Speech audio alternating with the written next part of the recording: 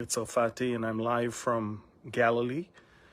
And I'm sure that many of you have already heard about, this whole anti-missionary legislation and all the fear that people thought that nobody will ever be able to share the gospel in Israel, Anyway, I would like to update you about that, but more so, I would like to update you about something much, much more important and much bigger than this. So I'll let you have a few seconds. But again, these are breaking news for two reasons. One is the anti-missionary legislation, which obviously Netanyahu said he will not advance, which means it's not going to happen. But more so, I've got some news about Israel's situation. And I don't know if you're following me on Telegram, but if you are, then you probably know already. But Israel is right now in the most dangerous and difficult situation since 1973's Yom Kippur War. So again, I'm going to wait for you guys to connect. There's a lot of you from different parts of America and of course in Europe that I see that you're connecting. I'm happy to see you. People from Missouri, from Australia, I see. A lot of people are also from East Coast, West Coast of America. Anyone from Europe? I wonder, do you have anyone from the Netherlands or from Germany or from I see SoCal, I see Arkansas. Okay, so Texas is in the house, I see. Hello. Anyone else? All right. So listen, South Africa, shalom, South Africa. Canada, hello there. Who else is here? I see people from Maine, the state of Maine. California is in the house. Hello, Paul. Netherlands is in the house. Priscilla, good to see you. Texas. Okay, so let's start with this, okay? First of all, please share. Press the share button. This is an important update. Super important update, okay? First of all, quite a few people read the news from, I'm not sure who, that there is an anti-missionary bill that the Israeli parliament is going to pass. Everybody sent me those urgent news, and if you sent it to me, you got my reply, but this is not going to happen. You've got to understand that the ultra-Orthodox members of parliament needs to show their constituents that they are doing something against Jews converting to Christianity. So they are proposing this bill. This is the exact same bill they proposed in the last Knesset, and this is exactly what they've been trying to do since the 1960s. So there's no need to panic. No one in this country can prohibit an adult from sharing with another adult anything. This is what we call democracy. And definitely when it comes to, Christianity, just like you cannot prohibit a Jew from sharing Judaism elsewhere, you cannot prohibit a Christian from sharing Christianity. So this is, of course, a lot of people got too nervous. They thought this is the end of everything. No, it's not. Okay? The members of parliament of the Orthodox Jewish community needed to show that they are doing something, and Prime Minister Netanyahu said it's not going to happen. End of story. Okay, now let's move to the most important thing. And again, I will say that with as much caution as possible. We are in a very, very tough situation. And I will be the first to admit, although, I'm always there to tell you how strong and how great Israel is, this is not the case right now. Let me make it very clear. Israel right now is in one of the most difficult situations since 1973, a war in which we nearly were annihilated. It's 1973 that Golda Meir called Richard Nixon and told him, Mr. President, if America is not going to help Israel within, next few hours, Israel might not exist anymore. And of course, biblically, we know Israel will exist, but what I'm trying to say is that the situation today is as bad, if not even worse, than the 1973 war. Now, let me explain why. If you've been following me on Telegram, you probably read from time to time about how the Iranians are smuggling rockets and weapons into Syria through the Iraqi-Syrian border. The number of convoys that are entering into Syria is unprecedented. The number of Revolutionary Guards seniors unprecedented that are entering. The number of I'm sorry, but there's a problem of internet connection here. The number of terrorists meeting and plotting against us in Lebanon, in Syria, in Yemen, and of course in Tehran and in Gaza is unprecedented. Israel is having 3 vectors that are right now working against it. Okay, let me try now to return.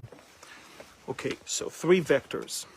One is the global vector, the alliance between the Russians, the Chinese, the Saudis, and the Iranians give Iran the legitimacy and the acceptance.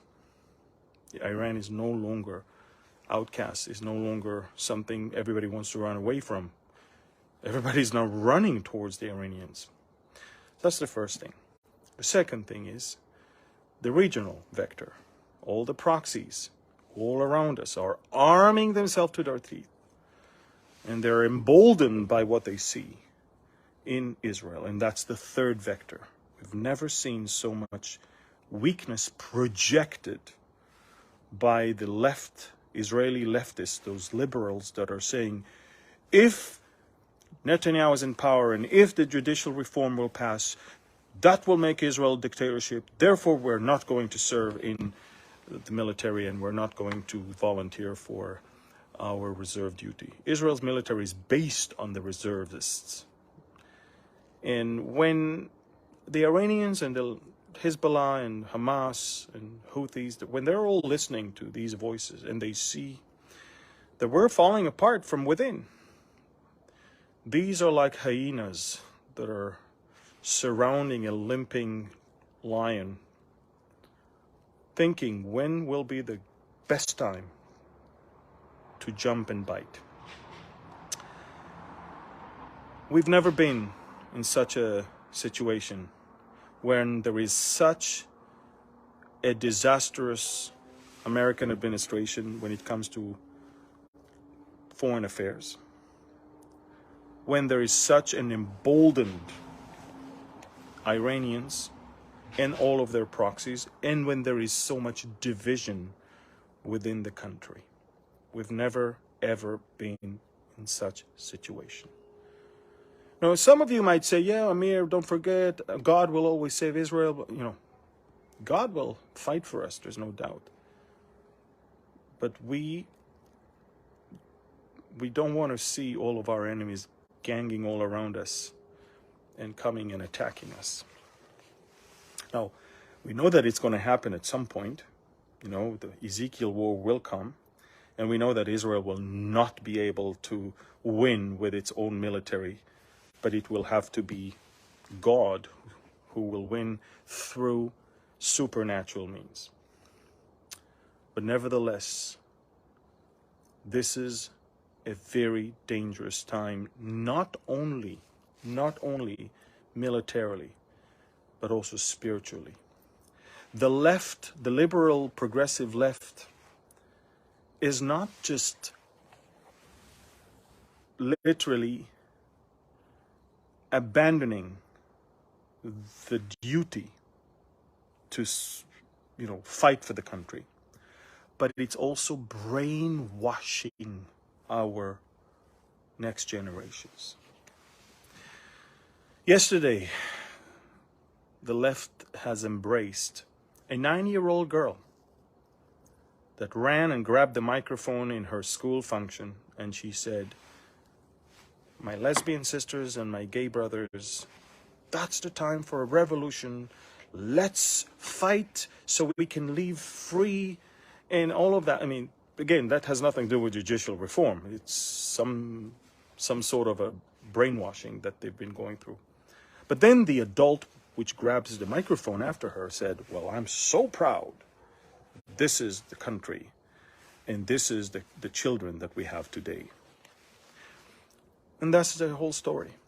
The whole story is that we have lost our way as a nation. And when some people want to get us back to the way, there is a demonic power that is actually coming and rising against it. And not only that they're weakening us from within, but they're exposing us to great danger from the outside. I want to tell you, folks, there's an attack, even within Israel, on so much. Even within the body of Christ, there's an attack on the marriage, attack on literally everything.